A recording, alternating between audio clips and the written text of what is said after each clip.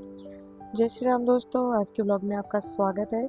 और मैं आ गई हूँ अपनी डेयरी पर और आपको मिलवाती हूँ राधिका, सुंदरी और अपने सभी गौ माताओं से, खासकर सुंदरी से जिन्होंने भी लास्ट नाइट एक छोटे से बछड़े को जन्म दिया है और जो कि बहुत ही पेनफुल दशा में थी, पर आज इन्हें देख कर के लग रहा है कि आज थोड़ी ठीक और बेटर फील कर रही है और साथ ही अपने बेटे को देख के पास से बुला करके और प्यार कर रही हैं, जो कि कल ये रात में अपने बच्चे को छूने भी नहीं दे रही थी और रात में दूध भी नहीं पिलाया था। और फिर देखते हैं बगल में खड़ी हुई हमारी राधिका, जो कि बहुत ही डिप्रेशन में जा चुकी है क्योंकि 2 दिन से मैं राधिका का बिल्कुल भी ध्यान नहीं रख पा रही हूँ, क्योंकि एक छोटा सा मेहमान हमारे डेयरी पे आया है जो कि आप सबको पता है, जिसकी वजह से हुआ क्या है कि राधिका का प्यार बढ़ गया है, क्योंकि राधिका यहाँ पे सबसे एक्टिव गौ माताओं में से एक है जो कि हर छोटी छोटी बात पर रिस्पॉन्स करी। और देखिए आज ये गुस्सा हो गई है और बिल्कुल भी मान नहीं रही है, मतलब कुछ भी कहना। तो मैं अंदर चली जाती हूँ जल्दी से राधिका को पैम्पर करने के लिए, ताकि उसे थोड़ा बेटर फील हो। और फिर उसे गले लगाती हूँ और ढेर सारी पूछियाँ देती हूँ। देखिए वो बहुत ज़्यादा नाटक कर रही है, कह रही है कि मैं बिल्कुल भी आपसे मानने वाली नहीं हूँ क्योंकि आपने मुझे आज बिल्कुल भी 2 दिन ध्यान नहीं दिया है। और साथ ही पीछे डुग्गू देखिए आप धीरे धीरे चलते चले आए मेरे पास और फिर से उन्होंने राधिका का सारा प्यार अपनी तरफ खींच लिया और मैं डिस्ट्रैक्ट होकर के फिर से डुग्गू की तरफ लग गई और राधिका फिर से निराश हो गई और वो कह रही है कि आपको तो डुग्गू मिल गया है तो मेरे मिलने से अब क्या होगा। पर ऐसा नहीं है दोस्तों, अभी डुग्गू छोटा है इसलिए उसका थोड़ा ध्यान रखना पड़ता है। और मैं फिर राधिका को प्यार करने की कोशिश कर रही थी पर डुग्गू मेरा पीछा ही नहीं छोड़ता, आप देख सकते होगे।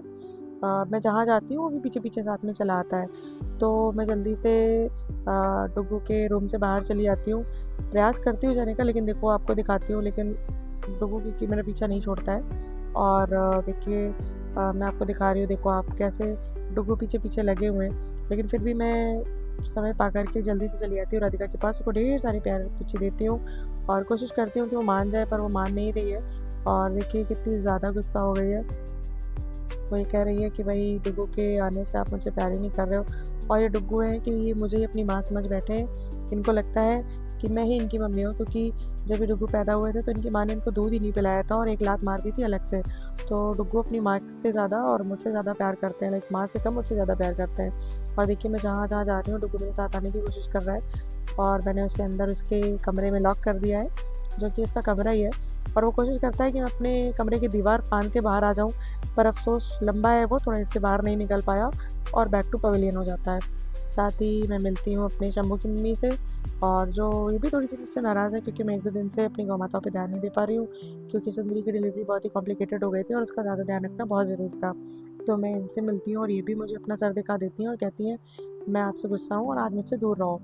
पर फिर भी मुझसे थोड़ा सा प्यार करके फिर जाती हूँ अपने अगली गौ माता से मिलने, जो कि हैं होली की मम्मी, और उनसे मिलने जाती हूँ। लेकिन फिर मिलती हूँ होली की दीदी से और मिलने के बाद मिलती हूँ अपनी सबसे सीधी गौ माता से, उनका भी सर पे आशीर्वाद लेती हूँ और फिर मैं जाती हूँ होली से मिलने।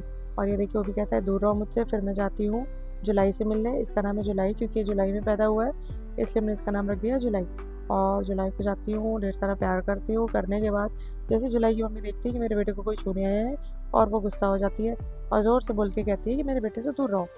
तो मैं उसके बेटे से जल्दी से दूर चली जाती हूँ ताकि उसे ज़्यादा डिस्टर्ब ना हो। और फिर कुशल आते हैं, कुशल भी होली से प्यार करते हैं और कहते हैं भाई तो बहुत एटीट्यूड वाला है पर मुझसे दूर नहीं रह पाएगा। और फिर अंकित भैया ने जल्दी से दूध लगा दिया नंदिनी की मम्मी का, और ये देखिए शाम को भर भर के दूध हो रहा है भगवान की दया से। और ये है हमारे बिल्लू भाई जो कि गौशाला में रह के अपने आप को भी गौ माता समझने लगे और गौ माता के बीच में रहते हैं। और ये नंदिनी अपनी मम्मी का दूध पी रही है दूध लगाने के बाद, क्योंकि हम लोग 2 थन का दूध रोक देते हैं क्योंकि भरपूर पोषण उसके बच्चे के लिए बहुत ज़रूरी है, इसलिए नंदिनी की मम्मी का 2 थन का दूध जो भी होता है वो नंदिनी पीती है। फिर मैंने बाबा के साथ मिल करके कराई सारे कैंस की सफाई, जिससे बाबा कैन यूज़ कर सकें और अच्छे से कैन साफ रहे, हम लोग दूध वगैरह ना बटे। फिर ले आते हैं हरा चारा आने के बाद हम फिर वापस आते हैं। और ये देखिए राधिका का पैम्पर करना जारी है क्योंकि राधिका को बनाना बहुत ज़रूरी है। और राधिका फिर कहती है भैया थोड़ा पीछे भी, तो ये पीछे भी खुजली हो रही है, राधिका को बनाने में कोई भी कसर नहीं छोड़ी जा रही है। और फिर विकास और अंकित भैया डुग्गू को लगते हैं उसकी मम्मी का दूध पिलवाने के लिए, जिसमें दोनों नाकाम रहता है। डुग्गू अपनी मम्मी का दूध पी ही नहीं रहा है, यानी कि थन से दूध नहीं पी रहा है, क्योंकि उसकी मम्मी ने उसको पहले दिन लात मार दिया था, इस वजह से डुगू जो है मम्मी का तन बिल्कुल भी छूने के लिए डरता है, शायद ही कह सकती हूँ। फिर उसको दूर कर दिया गया और अंकित भैया ने फटाफट लगाया सुंदरी का दूध लगाने के बाद फिर डुगू भैया कहते हैं मैं तो अपनी दीदी के हाथ से ही दूध पीऊँगा, और दीदी है मेरी डॉक्टर, इसलिए मुझे सीरिंज से दूध पीना है, इसलिए हम इसे सीरिंज से दूध पिला रहे हैं, क्योंकि ये अभी तक नहीं कर पाता है, बहुत छोटा है, तो इसे सीरिंज से दूध पिलाने में या दूध पीने में ही मज़ा आता है।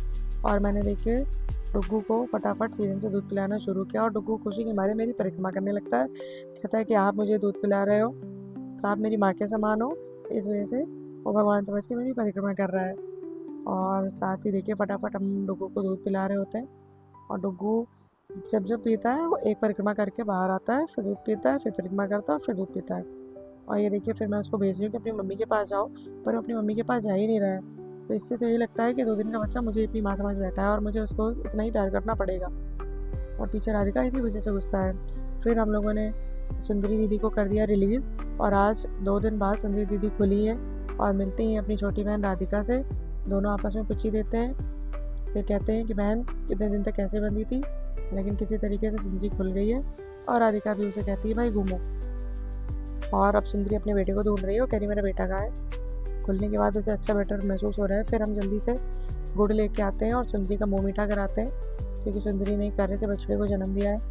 तो इसी उपलक्ष्य में सुंदरी को प्यार भरी मिठाई खिलाते हैं, मिठाई के रूप में उसे हम गुड़ देते हैं, जो कि उसके स्वास्थ्य के लिए भी बहुत अच्छा है और दूध उत्पादन भी उससे बहुत अच्छा होता है। और ये देखिए सुंदरी गुड़ का मज़ा ले रही है। फिर हम लोग गुड़ लेके जाते हैं राधिका को मनाने, तो शायद राधिका मान जाए, और ये ट्रिक काम कर गई। राधिका गुड़ देखते अपने आप को रोक नहीं पाई और फटाफट उसने गुड़ खा लिया, और कह रही है कि अगली बार ऐसी गलती दोबारा मत करना, मुझे इग्नोर करने की। फिर राधिका ने गुड़ खा लिया, और गुड़ खाने के बाद जो हाथ में बचा था वो भी चाट लिया। फिर हम जाते हैं टिर्री की मम्मी यानी जुलाई की मम्मी को भी गुड़ खिलाते हैं। जुलाई की मम्मी के साथ साथ ये जो हमारे पिल्लू भाई हैं, इनको भी गुड़ खाना पसंद है। अब इन्हें हम कैसे बताएं कि तुम्हें गुड़ खाने की ज़रूरत नहीं है, तुम्हें कौन सा दूध देना है। पर ये फटाफट हम लोग जुलाई और टिर्री की मम्मी को गुड़ खिलाते हैं, और साथ में जो गुड़ गिरता है वो नीचे से पिल्लू भाई उसको साफ़ कर देते हैं। ये देखिए पिल्लू भाई भी हमसे कह रहे हैं कि मैडम हमको भी दे दो। तो पहले मैं जुलाई और टिर्री की मम्मी को पिलवाती हूँ, फिर जल्दी से पिल्लू भाई को देती हूँ। और पिल्लू के गुड़ खाने के बाद राधिका भी खा लेती है गुड़ और खुश हो जाती है और खुशी से घूमने लगती है। और इसी के साथ आज का व्लॉग हम एंड करते हैं। तब तक के लिए नमस्कार, मिलते हैं कल एक नए व्लॉग के साथ। तब तक के लिए जय श्री राम, हर हर महादेव।